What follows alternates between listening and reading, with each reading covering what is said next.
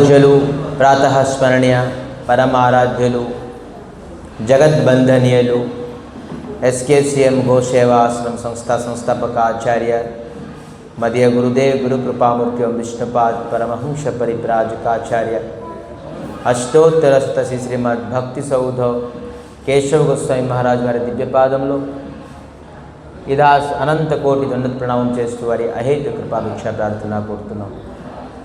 తదుపరి పరమ గురుదేవ్ నిత్యలీలాపతిష్టం విష్ణుపాద్ పరమహంస పరివ్రాజకాచార్య అష్టోత్తర శ్రీమద్ జగద్గురు భక్తి వైభవ పురి గోస్వామి మహారాజ్ వారి దివ్యపాదంలో విదాస్ అనంత కోటి దండ ప్రణామం చేస్తూ వారి అహేతు కృపాభిక్ష ప్రార్థన కోరుతున్నాం. రూపాను గురువర్గలు ఆచార్య తాలూకు దివ్యపాదంలో విదాస్ భోరి భోరి సాష్టాంగ అనంత కోటి దండ ప్రణామం చేస్తూ వారి అహేతు కృపాభిక్ష ప్రార్థన కోరుతున్నాం. భగవత్కథా పిపాసు మరియు గురు భ్రాతలందరికీ మాతృమండలికి నా యథాయాగ్య మనశ్రమాంజలి తెలుపరుస్తూ అఖిల గుణగని నిధి కరుణాసాగర భక్తవత్సల కల్పతరు దయాసాగర శ్రీ హరి తాలూకా మహతి కృప ఈరోజు ఈ సంధ్యా సమయంలోని భగవత్ సన్నిధిలో మనందరికీ మానవ జన్మలోని సర్వోత్కృష్టమైన ఫలం సత్సంగం లభిస్తుంది. ఇది కేవలం హరి గురు వైష్ణవుల తలక మహతి మహతి మహతి కృప. శ్రావణ మాసంలోని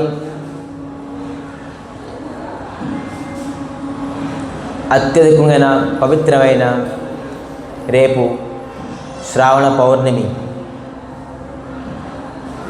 బలరాముల తాలూకా ఆవిర్భావం దినోత్సవము, బలరాముల తాలూకా పుట్టినరోజు. బలరాముల తాలూకా మహిమ మనం నేను తెలుసుకున్నాం. మరి రేపు అతి పవిత్రమైన రక్షాబంధనం.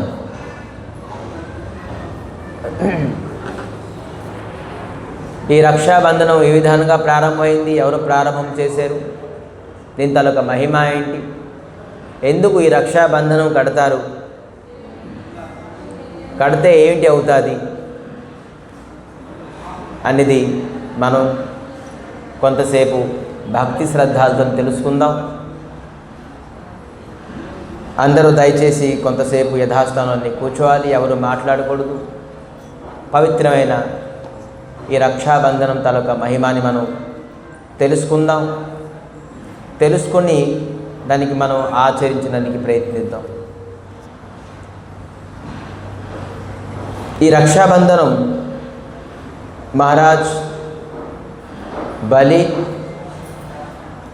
మహాలక్ష్మి దేవతలకు సంబంధించింది. బలి మహారాజ్ దైత్యుల తాలూకా రాజు. మహాలక్ష్మి ఈ విధానంగా ఎలాగా సంబంధం, దేనికి సంబంధం అయింది? లక్ష్మీదేవి రాక్షసుల తాలూకా రాజు బలిని రక్షాబంధనం కట్టారు. ఏ కారణంతో కట్టారు, ఎందుకు కట్టారు అనేది మనం తెలుసుకుందాం. ఒకనాడు కాదు, ఎల్లప్పుడూ కూడాను దైత్యులు మరి దేవతల తాలూకా సంగ్రామం అవుతూనే ఉంటుంది. ఎలాగా ఇప్పుడు కలియుగంలోని అందముల మధ్య నిత్యం తగులు అవుతూనే ఉంటాయి. అలాగే ఎవరైతే అసురుల తాలూకా అన్నదమ్ములు అనుకోండి, ఖచ్చితంగా తగులు అవుతూనే ఉంటాయి. ఎవరింట్లో అయితే అన్నదమ్ములు తగులు ఆడుకున్నారో వాళ్ళ తాలూకా అసురులు. కశ్యప ఋషి తాలూకా అనేక బహుపత్ని, దాంట్లోని దితి అదితి ఇద్దరు ప్రముఖమైన వారు. దితి నుంచి వచ్చారు దైత్యులు, అదితి నుంచి వచ్చారు దేవతలు. ఎప్పుడు వీరు స్వర్గం తాలూకా ఆధిపత్యాన్ని దేవతలందరూ ఉన్నారు, దీనికి ఆక్రమణం చేయడానికి ఎప్పుడు దైత్యులు ప్రయత్నిస్తూ ఉంటారు. వాళ్ళకు ముఖ్యమైన ఉద్దేశం ఏంటంటే మాకు స్వర్గలోకం కావాలి, స్వర్గ సుఖం కావాలి అని దైత్యుల తాలూకా. ఎవరైతే సుఖం గురించి నిత్యం నిరంతరంగానూ పరితపిస్తున్నారో వాళ్ళందరూ దైత్యులు.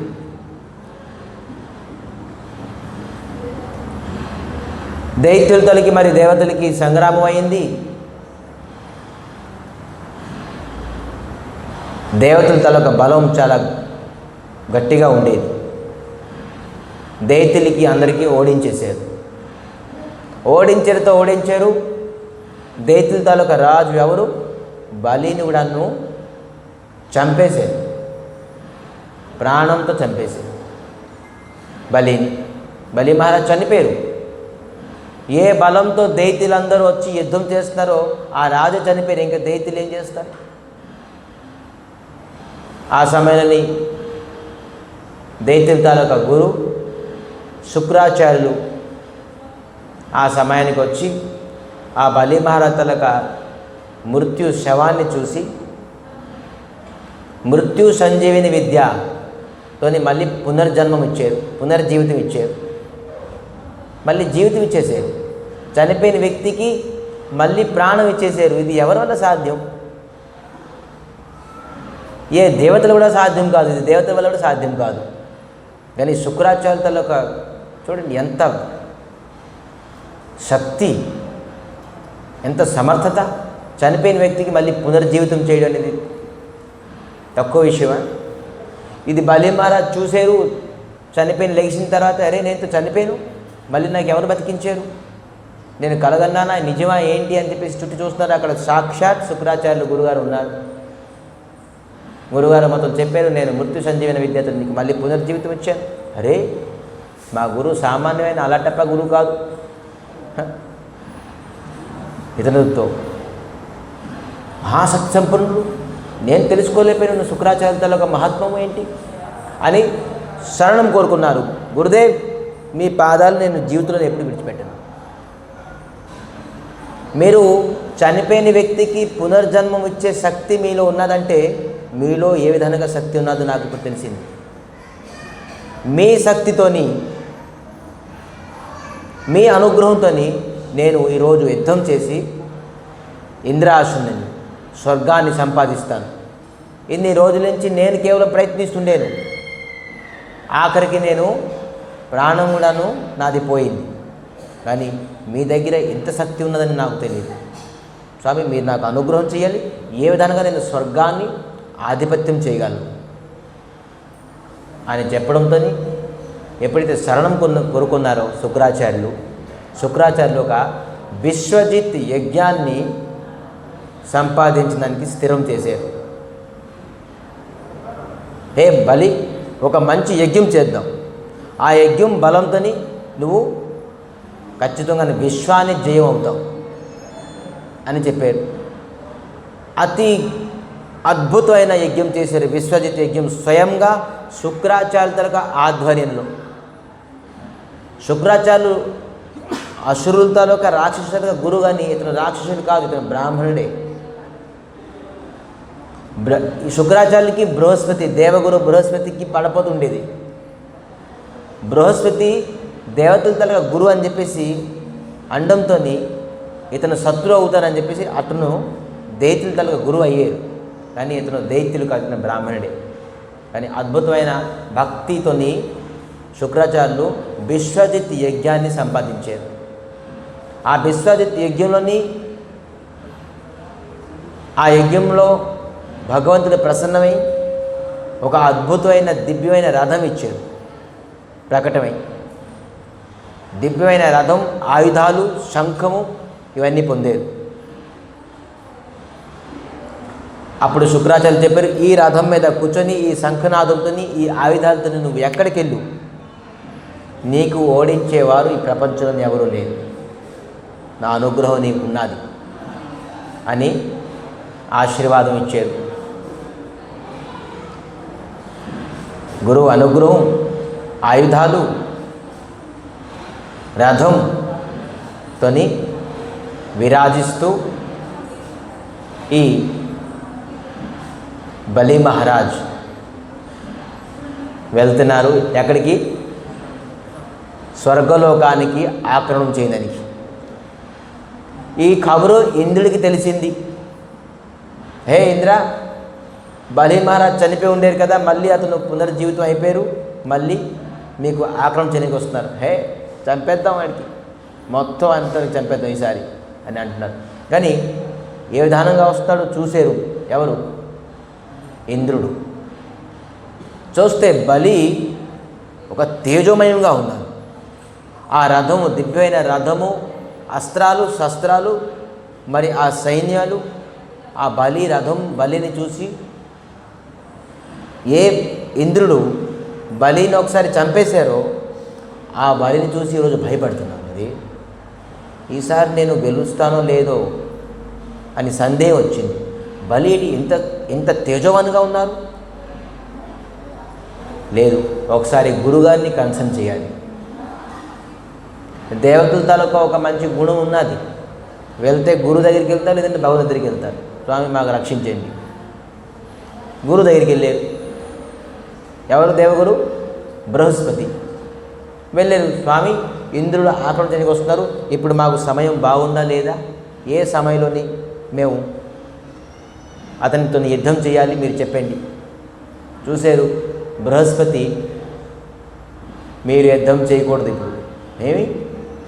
ఇప్పుడు అతనికి గురు బలం ఎక్కువ ఉన్నది. ఈసారి జాతకం చూస్తే గురు బలం ఎక్కువ ఉన్నది అంటారు. ఏమి చేయదు నీకు, శుక్రుడు ఏమి చేయరు, నీకు గురు బలం ఎక్కువ ఉన్నది అని అంటారు. శని ఏమి చేయదు, గురు బలం ఎవరికి ఉన్నది అని. గురు బలం ఉన్నది. నువ్వు అతనితో ఒకవేళ యుద్ధం చేస్తావంటే నువ్వు ఓడిపోతావు. అరే, గురుగారు కలిసారు, గురుగారికి ఎదిరించి యుద్ధం చేయడానికి ఇతనికి సాహసం లేదు. ఫస్ట్ ఆఫ్ ఆల్ బలిని చూసి భయపడ్డారు. గురుగారు ఈ విధానంగా అంటూ ఇంకా భయపడిపోయారు. అరే, యుద్ధం చేయకూడదు. ఏం చేయాలి గురుగారు ఇప్పుడు అంటే, మీరు ఉన్న పొలంగా ఎక్కడ ఉన్నారో పారిపోండి. మీకు ఒకవేళ బలి చూశారంటే మీకు విడిచిపెట్టడు. ఎందుకంటే గెడ్జ్ ఉన్నది, లాస్ట్ టైం అతను చంపేశావు, ఇప్పుడు నీకు చంపితే కానీ నన్ను విడిచిపెట్టడు. ఏం చేయాలి? ఎక్కడి నుంచి మీరు పారిపోండి అని చెప్పడంలోనే ఈ బలి స్వర్గంలోని వచ్చి మొత్తం స్వర్గలోకం అంతా చుట్టుముట్టేశారు. మొత్తం వాళ్ళ తాలూకు సైన్యులు అందరూ రౌండప్ చేసేసారు మొత్తం స్వర్గలోకానికి సైనికులతో సహా. ఎలాగెళ్తారు? ఏం చేశారు తెలుసా? చూడండి, భాగవతం ఏ విధంగా రాసి ఉన్నారు. దేవతలు అందరూ భయపడుతూ ఆ స్వర్గలోకంలోని గాలిలో కలిసి వెళ్ళిపోయారు, దాగోని వెళ్ళిపోయారు. దాగోని వెళ్ళిపోతారు, ఏదో గుప్తర తోవ ఉంటుంది, అలాగా గాలిలో కలిసిపోయారు. గాలిలో కలిసిపోయి వెళ్ళిపోయారు పరిగెట్టి. చూడండి, స్వర్గలోకంలోని దేవతలు లేరు. దేవతలు భయపడి వెళ్ళిపోయారు. ఎవరు భయపడి? మరి ఎవరికి భయపడి? దైత్యులకి, రాక్షసులకు భయపడి. స్వర్గలోకం అంతా ఖాళీ. ఈ బలి శంఖనాదం చేస్తున్నారు. శంఖనాదం దేన్ని చేస్తారు? సిగ్నల్స్, నువ్వు బయటికి రా, నీకుతో యుద్ధం చేస్తాను ఈరోజు. ఎంత శంఖనాదం చేసినా కూడా నువ్వు బలి, ఇది ఎవరు లేరు, అక్కడ ఉంటే కదా ఎవరు.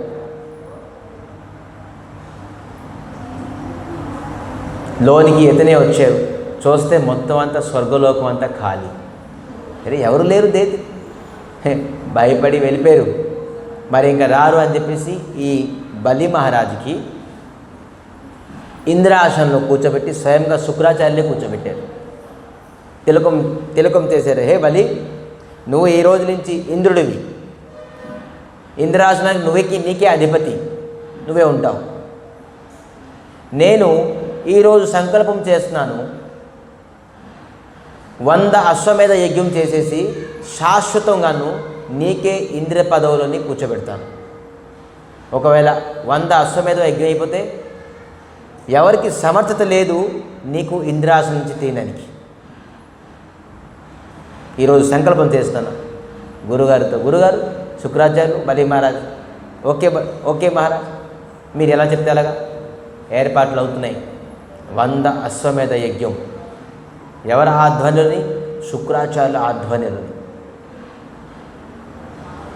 శుక్రాచార్యులు అద్భుతంగాను యజ్ఞాన్ని సంపాదిస్తున్నారు. మరి బలి మహారాజ్ దానం ధర్మము ఈ విధానంగా చేస్తున్నారు. నా భూతో నా భవిష్యత్, ఎప్పుడు ఎవరి విధానంగా అడిగిన వాళ్ళకి అడిగినంత, ఎవరికి లేదు కాదు అవ్వదు వీలవదు అని చెప్పేసి శబ్దాలు లేదు. ఎవరికి బంగారం వేడేరాలు వెండి ఏది స్థలము భూమి ఐశ్వర్యం ఏది కావాలంటే అది ఇచ్చి పంపిస్తుండేరు. ఎవరికి నిరుత్సాహంగా పంపించిపోతుండేరు. బలి దగ్గరికి వెళ్ళిన ప్రతి వ్యక్తి ప్రసన్నంతోనే వెళ్తుండేరు, ఆశీర్వాదం ఇచ్చి, బలి నువ్వు 1000 సంవత్సరం ఉండు అని చెప్పేసి. బ్రాహ్మణులు అందరూ పెద్ద లైన్, బలి ఏది పడితే అది ఇస్తున్నారు దానంలో. ఇటుపక్క 99 యజ్ఞాన్ని సుఫలంగా అంటే సఫలంగా సక్సెస్ఫుల్గా కంప్లీట్ చేసుకున్నారు. 100వ యజ్ఞం ప్రారంభించారు. ఈ యొక్క యజ్ఞం అయిపోతే శాశ్వతంగా బలి ఇంద్రాసనంలోని నివాసిస్తారు నిత్యం నిరంతరంగా. అవతల పక్క దేవతలు ఎప్పుడైతే బలిని చంపేశారో ఫస్ట్ ఆఫ్ ఆల్ యుద్ధం చేసినప్పుడు స్వర్గలోకానికి వెళ్ళి ఇంద్రుడు కళ్ళు ఎక్కడికి ఎక్కే మరి మీకు తెలుసు. సో వెళ్తే భోగంలో ఉన్నారు, నృత్యము గాయనము సురాపానము ఇవన్నీలో ఉన్నారు. అరే ఇంకా దైత్యులు చనిపోయారు, బలి చనిపోయాడు, ఇంకా మనకి ఎవరు ఆటంకం లేదు, ఇంకా ఎవరు కాంపిటీటర్ లేరు, మనమే అని చెప్పేసి ఇక్కడ ఇతను ఈ మత్తులో ఉన్నాను, ఫెస్టివల్ మత్తులో ఉన్నాను. ఆ సభలోని గురుగారు వచ్చారు. ఎవరు? బృహస్పతి. బృహస్పతికి ఇంద్రుడు చూశారు కానీ చూడపోయినట్టుగా అయిపోయారు. అరే ఇప్పుడు ఈ మూడ్లో ఉన్నాం, ఈ గురుగారికి నమస్కారం ప్రణామం ఆసనం వర్గ్యం పాద్యం ఆరతి ఎవరు చేస్తారు వదిలేండి అని చూసి చూడనట్టుగా అయిపోయింది. ఇది బృహస్పతి గమనించారు. అరే ఇంద్రుడు నీకు కొమ్ములు వచ్చేసారా బాబు, నువ్వు జయం అయిపోయావు కదా, బలిని చంపేవు, నీకు ఇంక ఎవరు బలి ఇంకా లేదనుకుంటున్నావు, సరే నీ పదవి నీది, నేను తప్పు సమయంలో వచ్చాను అని చెప్పేసి గురుగారి పాపం బ్యాక్కి వెళ్ళిపోయారు. ఈ సభ ఇప్పుడు వచ్చే సమయం నాది కరెక్ట్ కాదు ఇంద్ర సభలోని అని బ్యాక్కి వెళ్ళిపోయారు. ఎప్పుడైతే గురువుగారు అసంతోషం అయిపోయారు, ఇతను అంతా శ్రీహీనం అయిపోయారు. చూడండి మొత్తం అంతాను శ్రీహీనం, భక్తి శ్రద్ధ అన్నీ కలుగుతుంది కేవలం గురు భక్తితోటే. ఎప్పుడైతే ఇక్కడ గురువు అప్రసన్నం అయిపోయారో మొత్తం అంతాను ఇంద్రుడు శ్రీహీనం అయిపోయారు, వెళ్ళిపోయారు. నాకెందుకు ఈ సభ అని చెప్పేసి ఆ సమయంలోని వీళ్ళు ఆక్రమణ చేసేసారు. 2 మైనసే. ఇటుపక్క ఇంద్రుడు సక్సెస్ అయ్యి యజ్ఞం చేశారు, రథం వచ్చింది, అస్త్రాలు వచ్చాయి, శంఖం వచ్చింది, ఆక్రమణ చేస్తారు. గురు బలం ఎక్కడ ఉన్నది, అవతల పక్క గురు బలం హీనం అయిపోయింది ఇంద్రుడికి. సో ఇంద్రుడికి అట్రాక్ట్ చేశారు, ఇంద్రుడితో దాగో నిలిపారు. ఇటుపక్క ఎవరు బాధపడుతున్నారు? అదితి, దేవతలు తాలూకా తల్లి అదితి బాధపడుతున్నారు, దుఃఖం అవుతున్నారు. అరే నా పిల్లలకి ఇల్లు వాకులు లేకుండా చేసేసారు.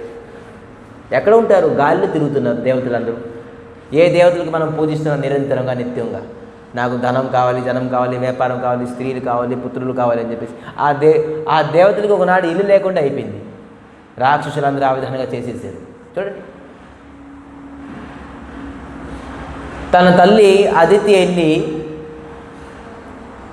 వాళ్ళ తాలూకా భర్త కశ్యప ఋషికి వినమ్రంగా ప్రార్థన చేస్తున్నారు.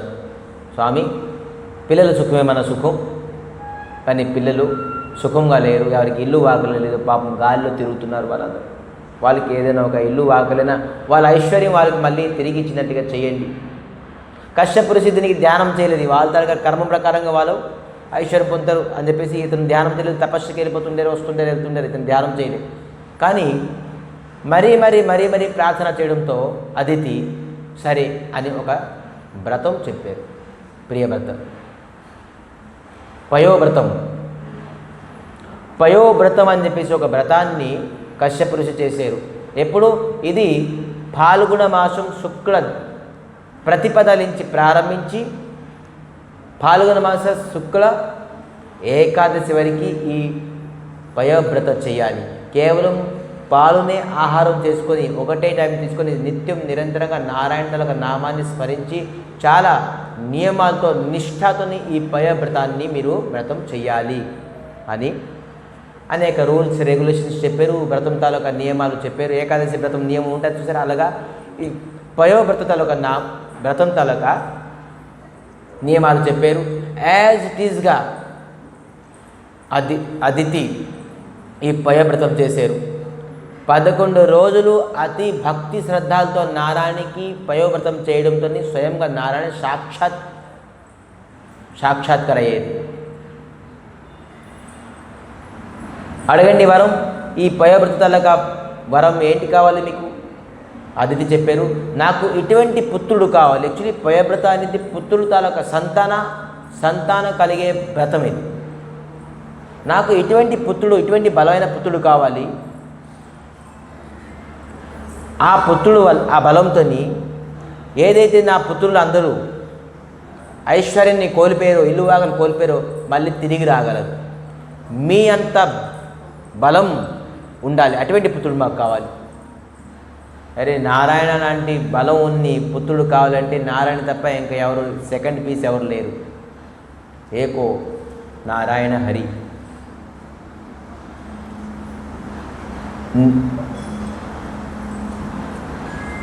చెప్తున్నారు, నాణ్యత్ మతః పరతర నాణ్యత్ కించిదస్య ధనంజయో మయి సర్వమిదం ప్రోత్రం సూత్రే మణిగణ ఇవ. చెప్తున్నారేంటి? నాణ్యత్, నాలాంటి వ్యక్తి ఇంకా ఎవరు రెండో ఈ జగతంలో లేరు. మతః పరతర, నాతో సరిసమానం ఎవరు లేరు, నాకంట ఉర్దులోని ఎవరు లేరు. మతః పరతర నాణ్యత్ కించిదస్తి ధనంజయ. ధనంజయ, నాతో సరిసమానంగా ఎవరు లేరు, నాకంట ఉర్దులో ఇంక ఎవరు లేరు. అయితే ఏం చేయాలి? నేనే స్వయంగా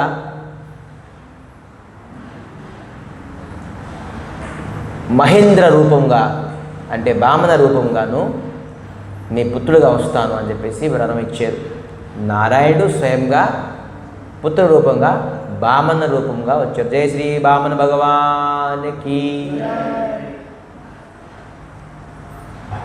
ఆ వామన భగవాన్ ఎప్పుడైతే ఆవిర్భావం అయ్యారో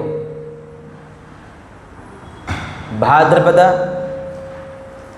శుక్ల ద్వాదశి రోజు ఆవిర్భావం అయ్యారు వామన భగవాన్.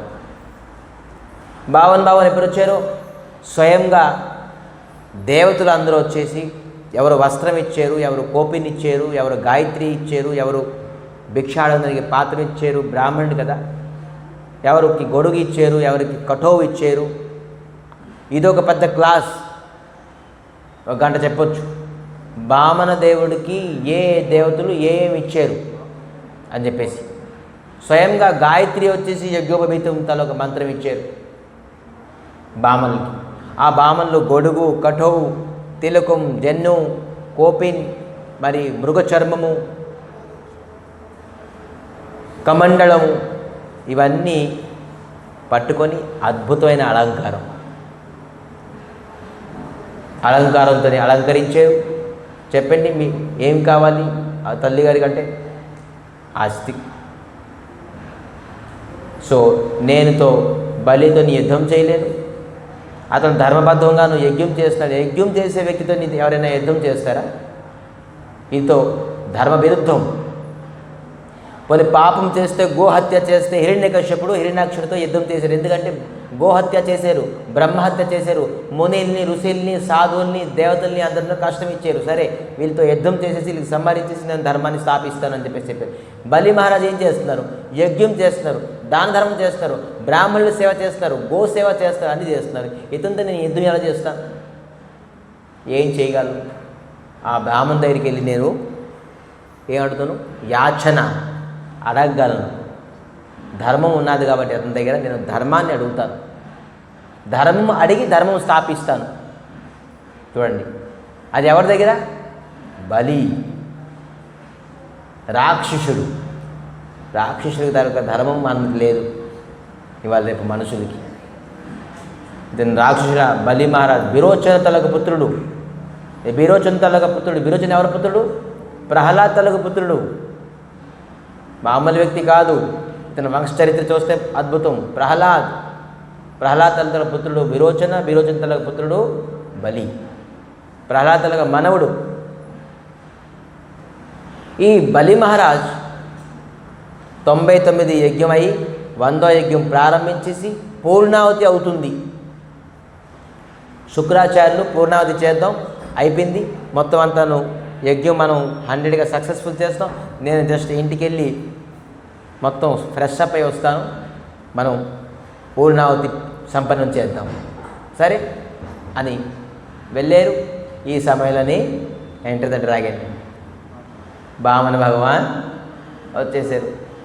భవతి భిక్షాం దేహి, భిక్షాడడానికి ఎవరైతే వస్తారో బలి మహారాజ్ ఫస్ట్ కాన్సన్ట్రేషన్ వస్తుంది. రే ఎవరు? బలి మహారాజ్ అట ఏ తోవలని వామన భగవాన్ ఏ తోవలని నడుచుకుంటూ వస్తున్నారో కఠో ఠక ఠక ఠక ఠకం అనుకొని, మరి గొడుగు పట్టుకొని, కుశాసనం పట్టుకొని, మరి కమండలం పట్టుకొని, ఆ కొద్దిగా బొజ్జ కొద్దిగా ఉండి ఆ బటుక బ్రాహ్మణుడు, అందరూ ఆ బలి ఆ లైన్ ఉన్నది కదా దానం ఇచ్చేదా, అందరూ ఆ బటుకు బ్రాహ్మణుని చూస్తున్నారు. అరే ఇతను ఎవరు? తేజమని ఎంత అద్భుతంగా ఉన్నారు, అందరూ అతనికి చూస్తున్నారు. ఆ నడక ఏంటి, భగవంతుడు నడుస్తే కూడాను అద్భుతమే. ఆ చిన్న బటుక బ్రాహ్మణుడి రూపంగా వచ్చి ఇంకా అద్భుతంగా ఉన్నారు, ఎంతో తేజవంగా ఉన్నారు. బలి మహారాజ్ చూసారు, ఎవరు? అరే బటుకు బ్రాహ్మణుడు. అరే అతను చూసేసి మోహితం అయిపోయారు. ఫస్ట్ ఆఫ్ ఆల్ బలి మహారాజ్ అడగకుండే ఇచ్చేద్దాం అనుకున్నారు. ఏది పాపం దేని గురించి వచ్చారో తెలీదు. మీరు దేని గురించి వచ్చారు, ఏం కావాలో చెప్పండి, మీరు ఏది అడిగినా నేను అది ఖచ్చితంగా ఇస్తాను అని అంటున్నారు. మీరు కరెక్టే ఇస్తారు, కానీ సంకల్పం చేయాలి. సంకల్పం చేసే ధర్మము, సంకల్పం చేసే దానంలో మహిమ ఎక్కువ ఉన్నది. అవునా? సరే సంకల్పం చేయాలి. గురుగారు రాలేదు, ఇంకా ఇంటికి వెళ్ళారు ఫ్రెష్ అప్ అని.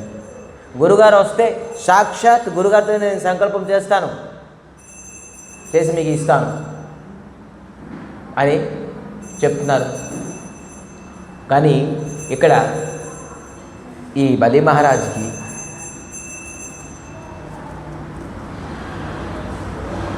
బలి మహారాజ్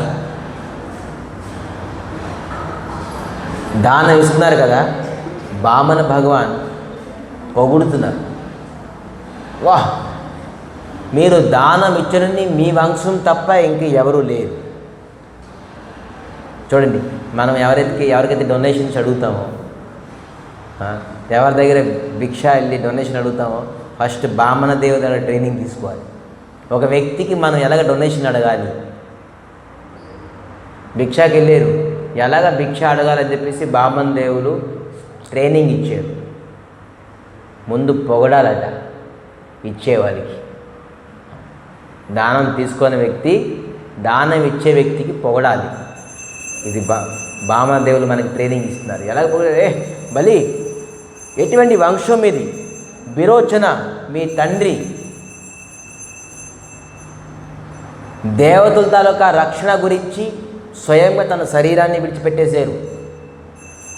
మరి ప్రహ్లాద్ ఎవరి తాలూకా నామాన్ని ఉచ్చరిస్తామో శబ్దము వాణి పవిత్రమైపోతుంది, అటువంటి ప్రహ్లాదుడు.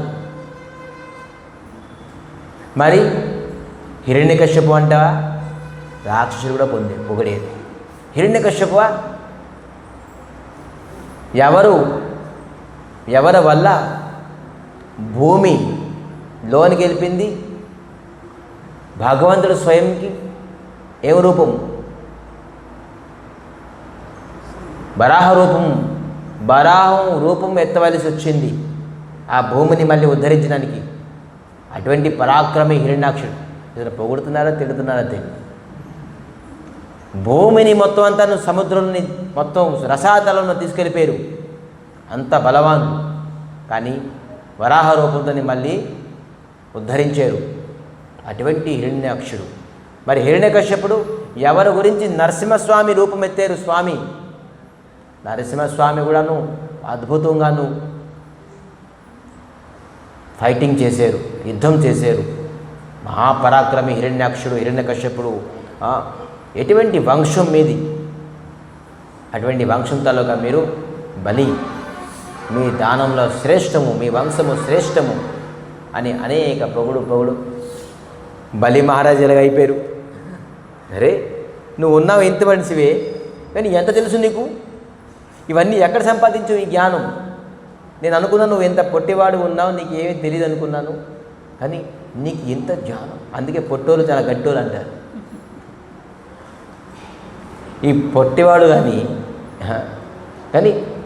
ఎంత గట్టివాడు వీడు, ఇంత జ్ఞానంలో నా తండ్రి మొత్తాతుల గురించి నీకు తెలుసు. అరే ఎంత జ్ఞానం నీకున్నది, అద్భుతం. పొగడేసారు. చెప్పు, నాకు ప్రసన్నం చేసేసావు మా వంశం గురించి చెప్పి, నాకు తెలిపిన విషయాలు కొన్ని తెప్పి, మళ్ళీ వంశ చరిత్ర విని నేను చాలా ప్రసన్నం అయిపోయాను. మీకు ఏది కావాలో అది నేను ఇస్తాను. అప్పుడే ఎంటర్ అయ్యేది ఎవరు? శుక్రాచార్యులు ఎప్పుడైతే ఈ బామన భగవాను చూసేసారో పసిగట్టేశారో, రే ఇతను దేవకార్య సంపన్న శ్రీనారాయణుడు తప్ప ఇంకెవరు కాదు. ఎంత తేజవానుగా ఉన్నారు. ఇతను స్వయంగా విష్ణు నారాయణుడు. గురుగారు రండి కరెక్ట్ టైంకి వచ్చారు మీరు. ఇప్పుడు మనం సంకల్పం చేయాలి. దేనికి? నువ్వేం మాట ఇచ్చేయలేదు కదా, ఏం మాట ఇవ్వలేదు. ఇంకా మీ గురించి ఎదురు చేస్తుంది. ఇలా లోనికి తీసుకెళ్ళిపోయి గుసగుసలాడుతుంది. ఏంటి నువ్వు పొరపాటున ఇతను నారాయణుడు, ఇతనికి నువ్వు పొరపాటున ఏదైనా నువ్వు మాట ఇచ్చావనుకో మొత్తం నీ ఐశ్వర్యం అంతా నష్టం అయిపోతుంది. నీ ఈ 99 యజ్ఞాల మొత్తం అంతా నిష్ఫలమైపోతుంది. ఇతను దేవకార్య సంపన్నుడు, దేవతల పక్షులన్నీ ఇతను ఉంటారు. ఇతను స్వయంగా నారాయణుడు విష్ణుమూర్తి ఈ రూపంతో వచ్చారు. పసిగట్టేశారు శుక్రాచార్యులు. బలి మహారాజు ఇది ఇంకా ప్రసన్నమైంది. అరే ఈ 99 యజ్ఞం తాలూకా ఫలితము నాకు 1,00,000 యజ్ఞం తాలూకా ఫలితం వచ్చింది. స్వయంగా నారాయణుడు విష్ణుమూర్తి నా దగ్గరికి వచ్చి అడగడానికి వచ్చారా? అరే దీనికంటే భాగ్యం, దీనికంటే యజ్ఞ ఫలితం ఇంకేం కావాలి నాకు? అరే గురుగారు మీరు సరే అసలైన గురుగారు వాళ్ళకి గురుగారు అంటారు. ఎవరైతే విష్ణుని కలిగించేస్తారో, విష్ణుమూర్తిని మనకి సాక్షాత్కారం చేస్తారో, విష్ణుమూర్తికి వెళ్ళడానికి దారి చూపిస్తారు. కానీ మీరుతో స్వయంగా నారాయణ తీసుకొచ్చేసారు ఇక్కడ.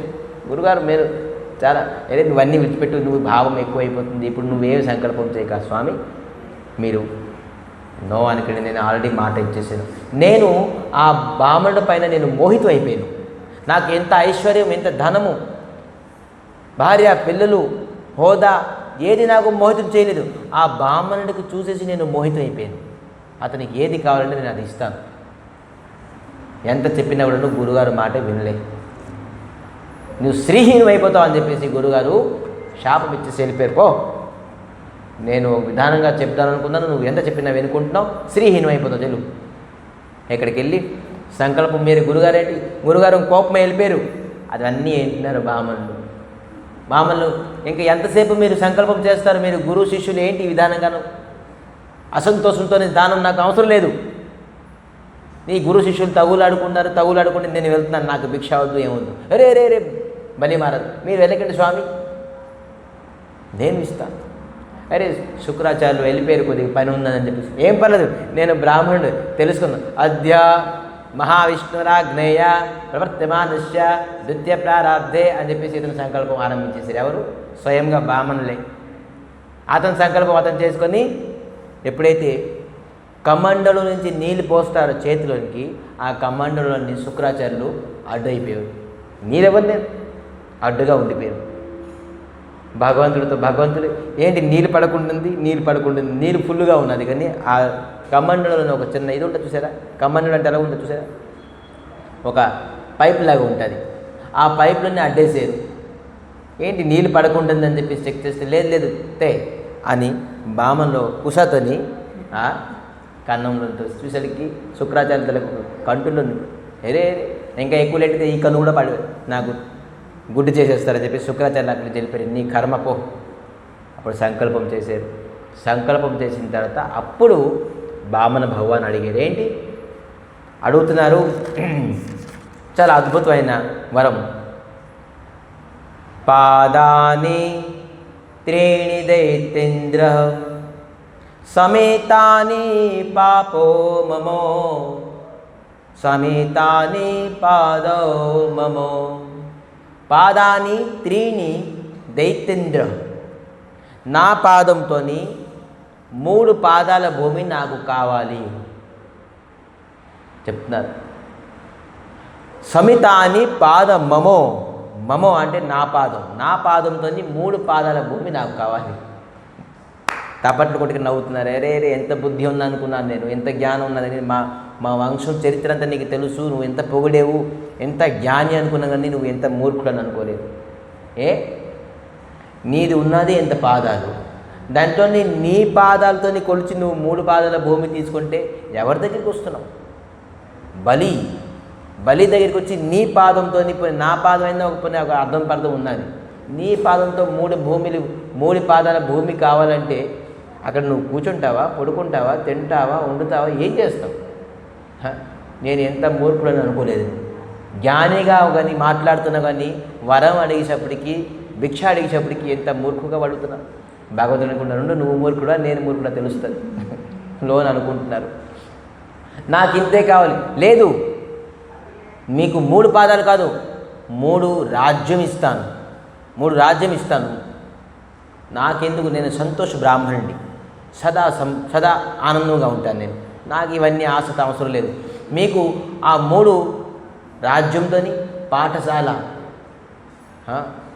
ఆశ్రమము, యజ్ఞశాల, సాధు నివాసము, మరి అనేకవన్నీ కట్టి మీకు ఇస్తాను. ఒక సామ్రాజ్యాన్ని ఇస్తాను మీకు. నేను మీకు చూసి మోహితం అయిపోయాను. మీరు ఏది కావాలంటే ఈ పాదభూమి నాకు ఈ వరం ఏముంటుంది వేయకుంటుంది నాకు. మీరు చెప్పండి. మీ హైట్తో సంబంధించిన ఒక బ్రాహ్మణ కన్యతో కూడా వివాహం చేస్తాను నేను. అది నా డ్యూటీ చెప్తున్నారు. నేను మీకు వివాహం చేసే డ్యూటీ కూడా నాదే, నేనే చేస్తాను మీకు. మీరు అని చెప్పండి. నేను బ్రహ్మచారి, మీరు ఆగండి వివాహం చేస్తాను. నేను బట్టుకు బ్రహ్మచారిని, నువ్వు నాకు వివాహం చేస్తాను. నాకు ఇది కాదు, నాకు 3 పాదాల భూమి ఇవ్వాలి అని చెప్పేసి ఎంత చెప్పారు. సరే, మీ సంతోషం నా సంతోషం. 3 పాదాల భూమితోని ఎప్పుడైతే ఇస్తున్నారో ఒక పాదం స్వామి చూపించారు. మొత్తం భూమిలో రసాతళం 7 లోకాలకు మెజర్మెంట్ చేసేసారు ఒక పాదం భూమితో. ఇంకో పాదం భూభువో సోలోక జనలోక తపలోక బ్రహ్మలోక వరకు ఒక పాదం వెళ్ళింది.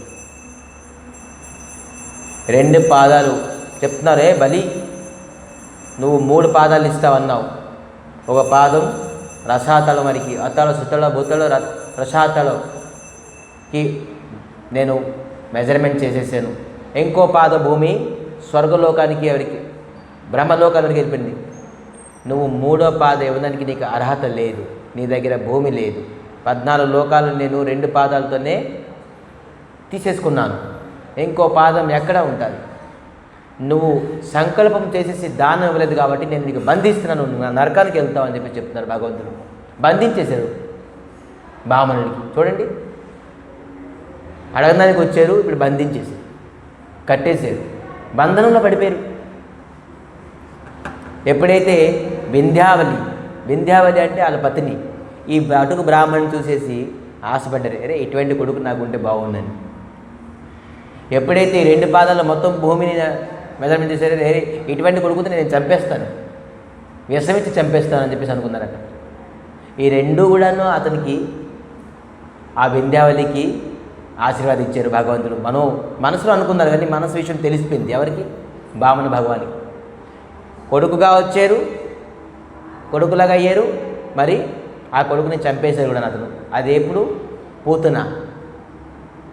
పూతన రూపంగా కృష్ణుడు పాలు తాగించినప్పుడు కొడుకు రూపంగా అయ్యారు, విషమిచ్చి చంపేశారు. ఈ వింధ్యావళియే పూతన అయ్యారు కృష్ణ అవతారంలో. సో ఈ వింధ్యావళి 2 పాదంతోని మొత్తం ఐశ్వర్యాన్ని మెజర్మెంట్ చేసేసారు కాబట్టి ఇంకో పాదం బలి ఇంకా ఎక్కడ వాళ్ళు చెప్పు. భగవంతుడికి అంటున్నారు ఈ బలి, ప్రభు ధనం కన్నాను ధనవంతుడు గొప్పవాడు. ధనం పోతే పర్వాలేదు, ఇంకా ధనాన్ని సంపాదించగలడు ధనవంతుడు. నేనున్నాను, నా శీర్ష పైన కాలు ఏంటి. అని చెప్పేసి భగవంతుడు మూడో కాలు బలి పైన పాదం పైనుంచి. అప్పుడు ఆగండి ఆగండి ఆగండి, ఎవరు?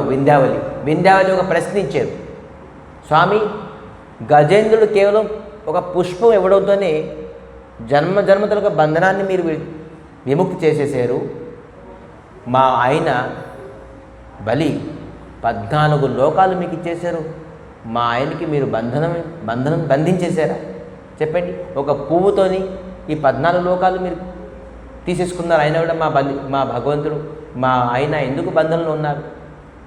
అప్పుడు భగవంతుడు అంటున్నారు, ఎప్పుడైతే ఆ గజేంద్రుడు కేవలం ఒక పుష్పము ఇచ్చేసి మొత్తం సమర్పించేసుకున్నారు, మనసుతోని సమర్పించేసుకున్నారు, ఆత్మతో సమర్పించేసుకున్నారు, కానీ మీ ఆయన ఒక అభిమానం ఉన్నది. ఏంటి? ధనాన్ని నేను ఈ 3 లోకాలు నేను ఇచ్చాను, ఇంకా నేను ఉన్నాను, ధనవంతుడు ఉన్నాను అనే అభిమానం ఉన్నది. అందుకే ఇతనికి బంధనం చేశారు. అప్పుడు తెలుసుకొని ఈ బలి మహారాజ్ స్తుతి చేశారు. స్వామి క్షమించండి, భూపతి, శ్రీపతి, ఈ మొత్తం ఈ లోకాల తలక అధిపతి మీరే, నేనే మీకు దానం చేయగలను. స్వామి నన్ను అనుగ్రహం చేయండి, ఈ రూపాన్ని చూసి నేను ఎంతో ప్రస్ఫుల్లితం అయిపోతున్నాను, ఎంతో ఆనందపడుతున్నానని చెప్పేసి నమస్కరించారు. నమస్కరించి ఆ పాదము ఆ బలి తాలూకా శిరస్సు పైన వేసారు.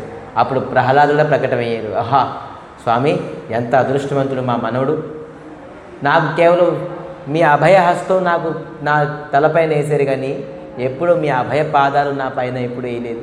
కానీ నా మనవడు ఎంత గొప్పవాడు, మీ అభయ పాదాలు అతను తలపైన ఉంచుకున్నారు ఓహ్ అని చెప్పేసి. ఈ విధానంగా ఈ బలి మహారాజ్కి శరణాగతి అయిపోవడంతో బలి మహారాజ్కి వరం అడగమని చెప్పేసి చెప్పారు భావన్ భగవాన్.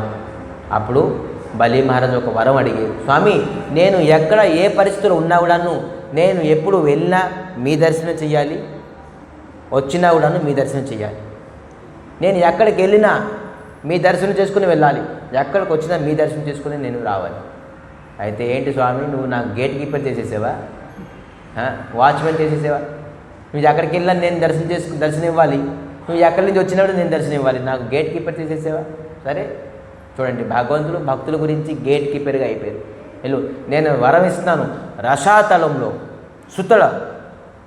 సుతల లోకంలోని నీకు అద్భుతమైన ఒక లోకం ఇస్తున్నాను. దాంట్లోని 10 ద్వారాలు, ఒక గేట్ కాదు. మన గుడిలో 4 ద్వారాలు ఉన్నాయా? 10 దిగ్పాలకుల్లాగా 10 ద్వారాలు ఉన్నాయి. ఆ 10 ద్వారాలని నేను ద్వారపాలంగానే ఉంటాను నీకు నిరంతరంగా. వరం ఇచ్చేసాను, వెళ్ళు. మరి స్వర్గంలోని ఎంతైతే ఐశ్వర్యము సుఖం ఉన్నదో దానికి 1,000,000 రెట్లు ఎక్కువ ఈ సుతల లోకంలో ఉన్నది. అంత బంగారం, వైడ్యూరాలు, అంత సుఖం, అంత ఇది, ఆ లోకాన్ని నీకు నేను ఇస్తున్నాను అని చెప్పి సుతల లోకంలోని రాజుగా అపాయింట్మెంట్ చేసేసారు. చూడండి, వరం అడగమని చెప్పేసి చెప్పారా ఎప్పుడు? బలి భగవాన్ ఎవరికి? బామన భగవాన్ బలికి ఎప్పుడైతే వరం అడగమని చెప్పేసి చెప్పారో, అతను ఒకవేళ స్వర్గం అడగమంటే నాకు స్వర్గం ఇచ్చేయండి అంటే ఏం చేద్దురు భగవంతుడు? చూడండి, చూసారా? ఎవరికి అనుగ్రహం ఉంటుందో, శ్రీహరి అనుగ్రహం ఉంటుందో వాళ్ళు ఇటువంటి ఐశ్వర్యాలు ఎప్పుడు అడగరు. అడగడానికి 3 రాదు.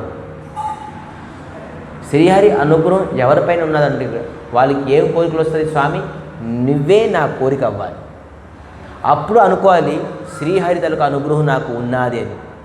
ఎప్పుడైతే నాకు ఇల్లు, వాగులు, ఐశ్వర్యం, ధనము, సంపాదన, బంగారం, పిల్లలు, మనవాళ్ళు ఇవన్నీ అనుకున్నాంటే అప్పుడు మనకి శ్రీహరి ఇంకా అనుగ్రహం రాలేదు. శ్రీహరి అనుగ్రహం ఎప్పుడు ఒక వ్యక్తికి వస్తుంది? ఎప్పుడైతే వాడి తనకు ముఖ్యమైన ఉద్దేశం శ్రీహరియే, భగవంతుడే.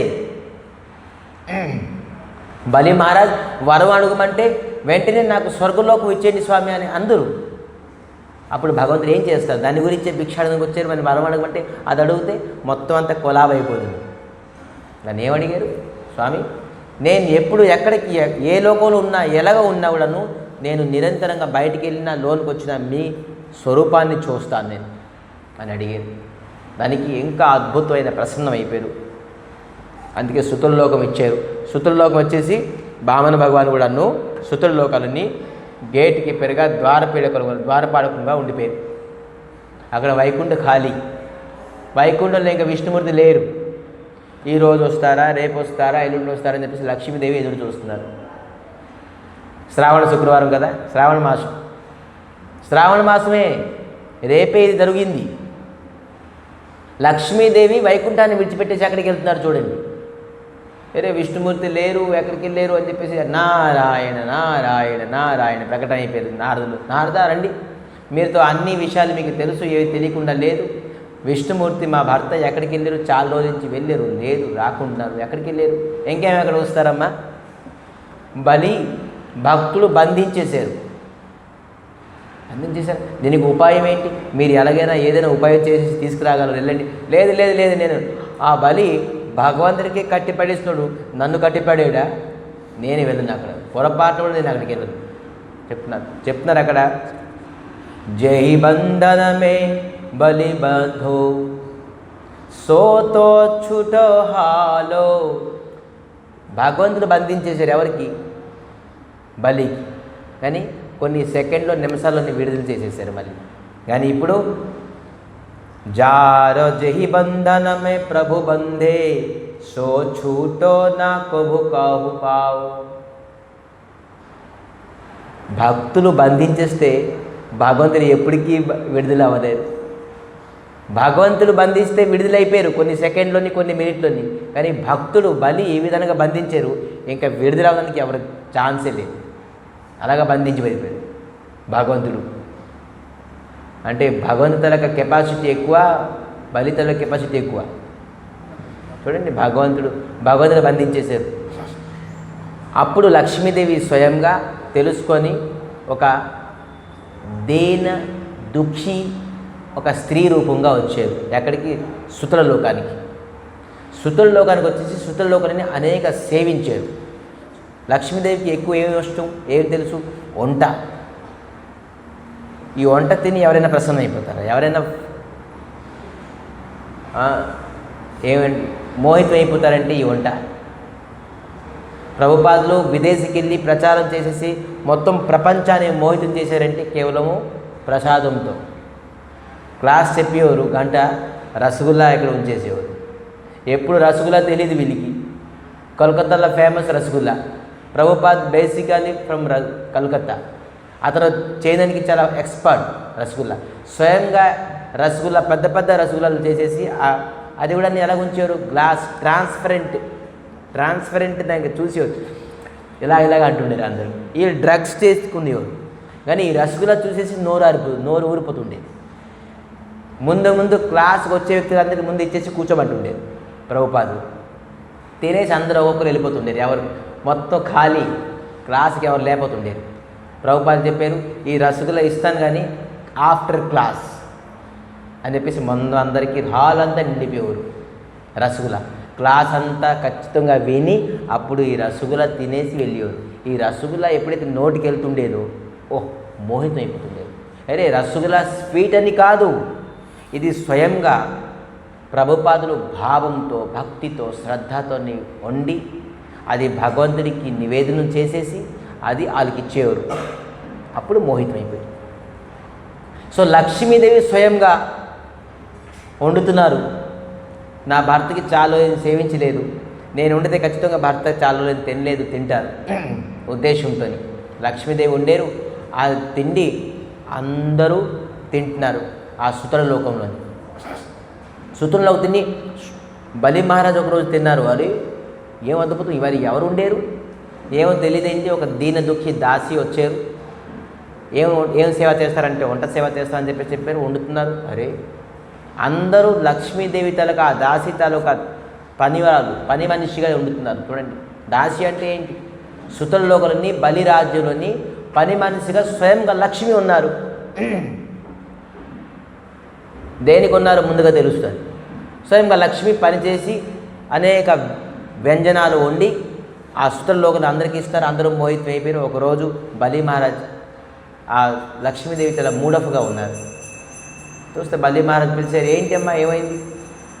లేదు, నేను మీకు ధర్మం తాలూకా అన్యాయ చేద్దాం అనుకుంటున్నాను. అరే మంచిది, ధర్మభాయి, ధర్మం తాలూకా అన్యాయ. ఒక అన్యాయతో ఒకే తల్లికి పుడతారు, కానీ ధర్మ అన్యాయ అంటే ఏంటి? తాత్కాలికంగా తీసుకోవచ్చు, అన్నయ్యగా యాక్సెప్ట్ చేయవచ్చు ఎవరికైనా, అన్నయ్యగా అనుకోండి, తమ్ముడుగా అనుకోండి, ఎవరికైనా యాక్సెప్ట్. అందుకే నేను నీకు ధర్మం అన్న, నాకు ఎవరు రక్షణ లేరు, నేను ఒక స్త్రీ, నాకు రక్ష కావాలని చెప్పేసి నేను మీకు ధర్మం తాలూకా అన్నయ్యగా యాక్సెప్ట్ చేస్తున్నాను, మీరు నాకు స్వీకరించండి. అరే ఖచ్చితంగా ఏం చేయాలి? రేపు పౌర్ణమి, శ్రావణ మాసం పౌర్ణమి, నేను ఒక రక్షాబంధనం చేస్తాను. నేను నీకు రక్షిస్తాను, మీరు నాకు రక్షించాలి.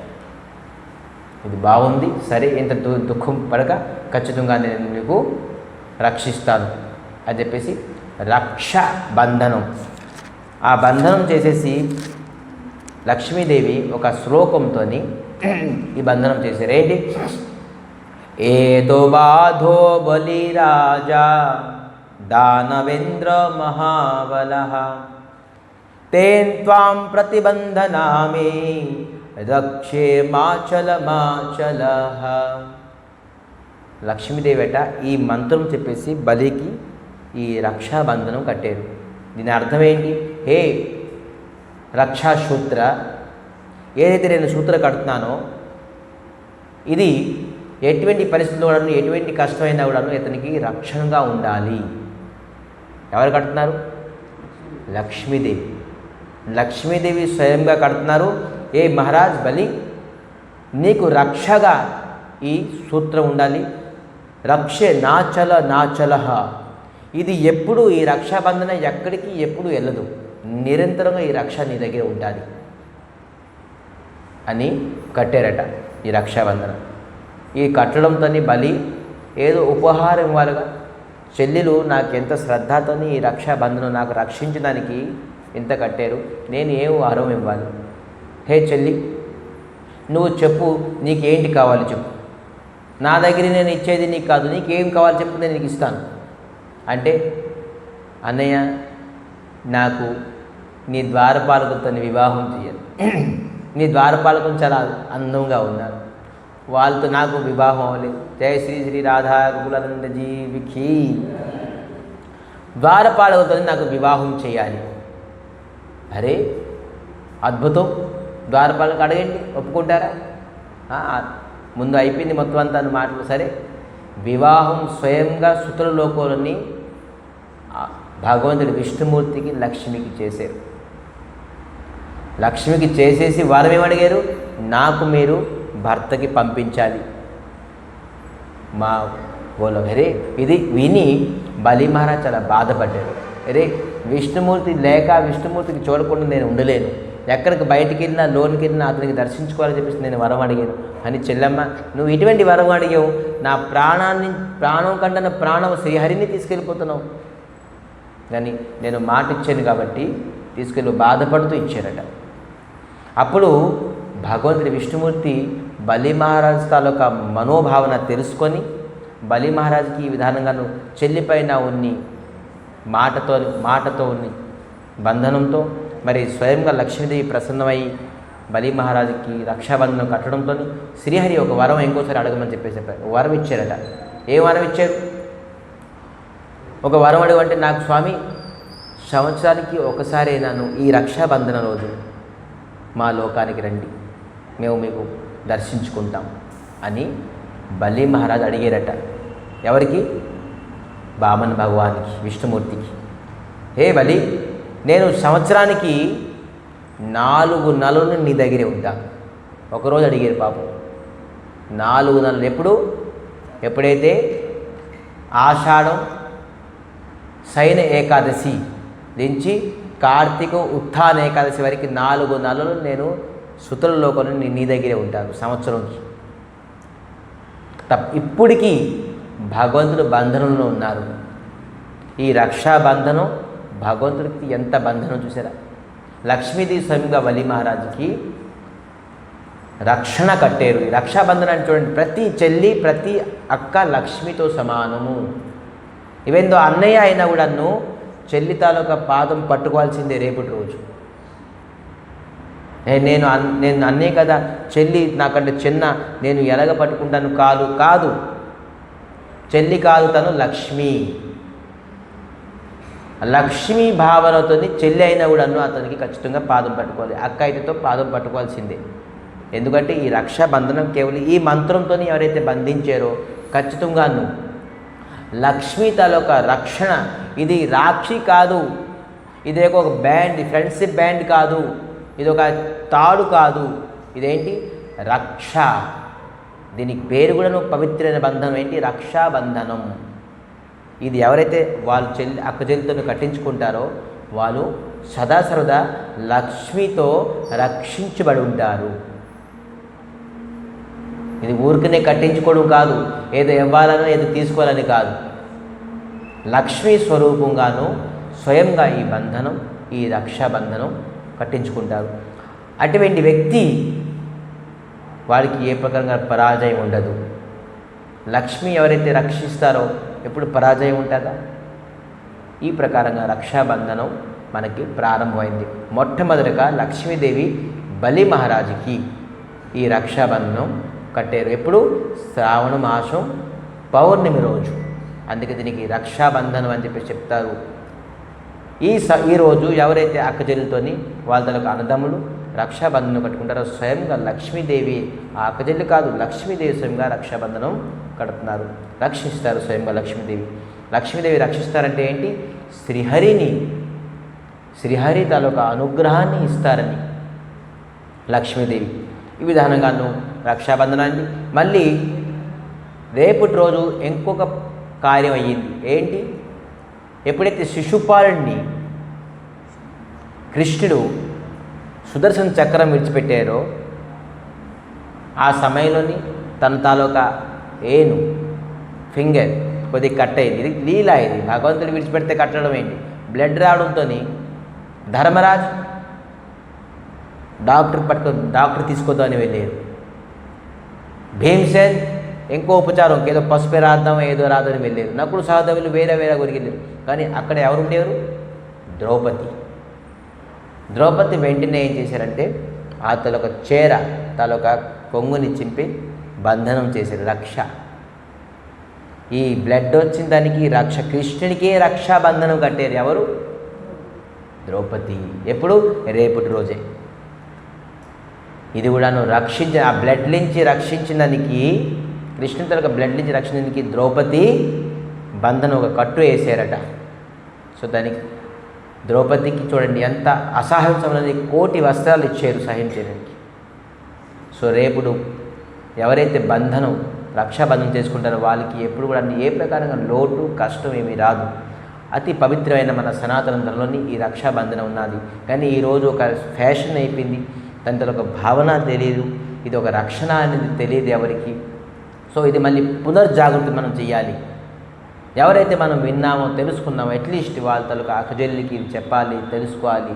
ఇది విని ఈ విధంగా పవిత్ర మనసుతోని అక్కజల్లు కూడాను ఏ ప్రకారంగా ఆశ కాకుండాను నా తమ్ముడికి నా అన్నయ్యకి సదాసదా లక్ష్మీదేవి రక్షించాలి అని భావనతో ఈ మంత్రం తెలిపింది అనుకోండి, అట్లీస్ట్ ఆ భావనతో కట్టాలి. అన్నదమ్ములు కూడాను ఆ చెల్లి అక్కతోని కట్టించుకుంటే స్వయంగా లక్ష్మీదేవి నాకు కడుతున్నారు అని చెప్పేసి భావనతో మనం కట్టుకోవాలి. రేపు అన్నిటికంట మనకి అన్నయ్య అనుకొని శ్రీకృష్ణ పరమాత్మకి ప్రతి ఆడపడుచు ప్రతి స్త్రీ కృష్ణుడికి ముందు రాఖీ కట్టాలి. ముందు కృష్ణుడి లాంటి అన్నయ్య దొరకడం ఎంత కష్టం. సో అందుకే మనం కృష్ణుడికే రేపు అందరూ రాఖీ కట్టాలి. కృష్ణుడి లాంటి అన్నయ్య ఉంటే మనకి ఎప్పుడు ఏ ప్రకారంగానూ కష్టం ఉండదు, దుఃఖం ఉండదు, దరిద్రత అస్సలు ఉండదు. ఎప్పుడు నిత్యం ప్రసన్న చిత్తతోని సుఖంతోని సకల సౌభాగ్యాలతోని ఆరోగ్యంతో ఉంటాం. కాబట్టి మనం ఫస్ట్ ఆఫ్ ఆల్ మన అన్నదమ్ములకి కట్టే ముందు కట్టినా పర్వాలేదు, కట్టిన తర్వాత కూడాను మనకి కృష్ణుడు ఇచ్చిన అన్నయ్య అనుకోండి, ఆ కృష్ణుని ఇచ్చిన అన్నయ్యకి కట్టేసి స్వయంగా కృష్ణుని కూడా మనం రేపు మా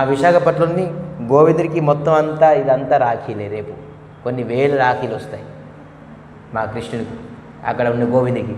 ఎక్కడ గోకులానంద కూడా ఆ విధానంగా రావాలి అనుకుంటున్నాం. ఎంతమంది చెల్లెళ్ళు రేపు అవుతారో తెలియదు మా కృష్ణుడికి.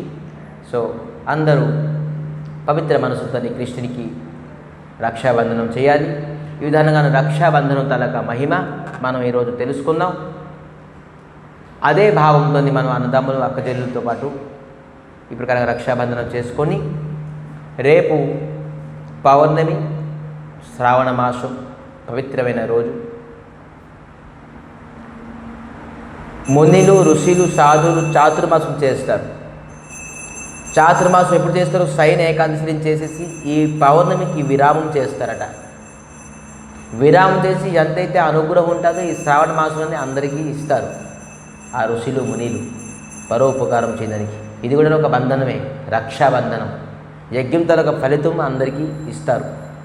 ఈరోజు విరామం చేస్తారు. యజ్ఞం అనుకోండి, తపస్సు అనుకోండి, ఏదైనా ఒక నెల అంతాను, ఎప్పుడు భాద్రపద ఆషాఢ మాసం అంతాను నుంచి శ్రావణ మాసం పూర్ణిమ వరకు.